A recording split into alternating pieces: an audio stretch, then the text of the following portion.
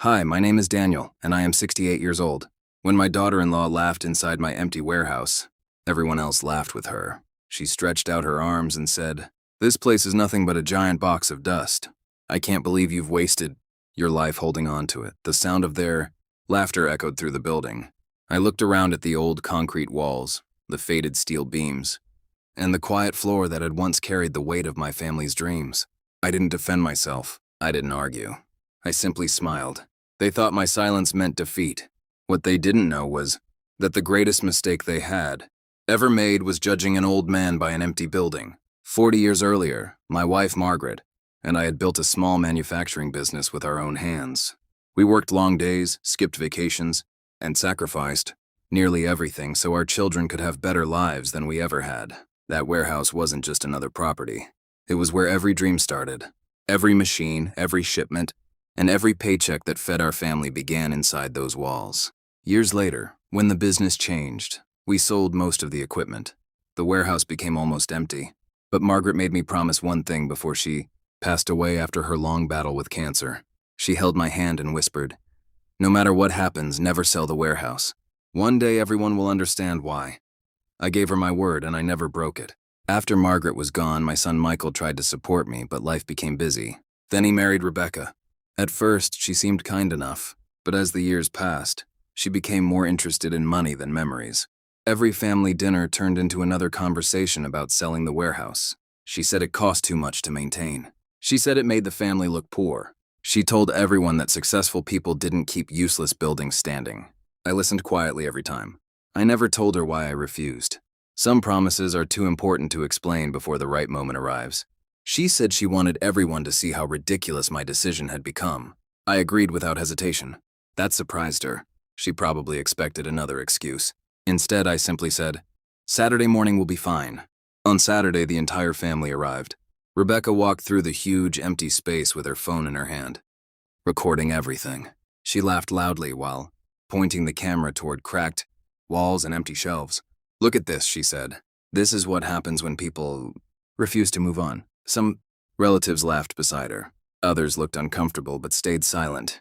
Then she stood in the middle of the warehouse and proudly announced, "When this place is finally sold, we'll build luxury apartments here instead of keeping this useless museum alive." I looked directly at her and calmly said, "Empty buildings don't always hold empty futures." She rolled her eyes.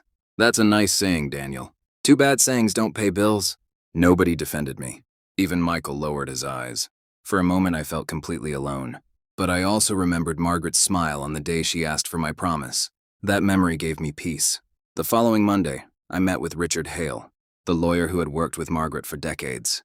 Sitting beside him was our former accountant, Thomas, who had quietly managed company records for years. Together, we unlocked the office cabinet inside the warehouse. Inside were neatly organized files, legal agreements, investment certificates, and land development documents that had never been shown to anyone outside our small circle. Margaret had planned everything years before her illness became serious. She knew land values would eventually change. More importantly, she had secured permanent industrial development rights attached to the warehouse property. Those rights had quietly grown in value for decades. The warehouse itself looked empty, but legally it controlled something far more valuable than buildings or machines. Richard smiled as he closed the final folder. "Daniel," he said, "your wife was one of the smartest people I've ever worked with."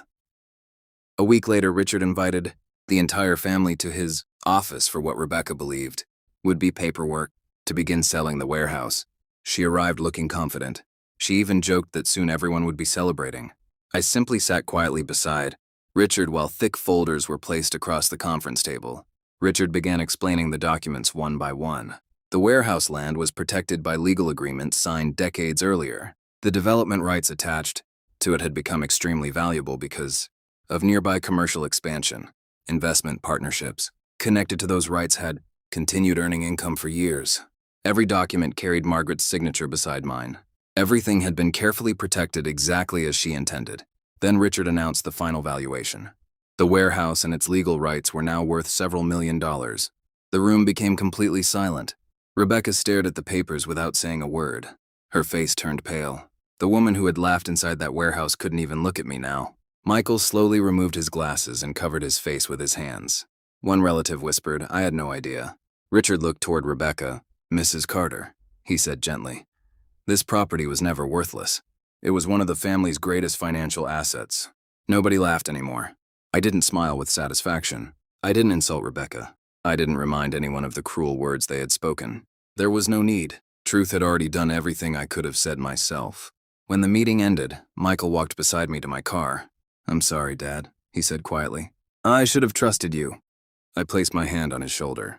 "I wasn't protecting a building," I replied. "I was protecting a promise." A few days later, Rebecca came to my house alone. Tears filled her eyes as she apologized for humiliating me. I accepted her apology because carrying bitterness only creates another prison. But forgiveness does not erase forgotten respect. Trust takes much longer to rebuild than words take to speak. Today, the warehouse still stands, not because I need the money, but because every brick reminds me of two people who believe that patience always defeats pride. Margaret understood something many people never learn. Real wealth is often hidden where impatient people refuse to look.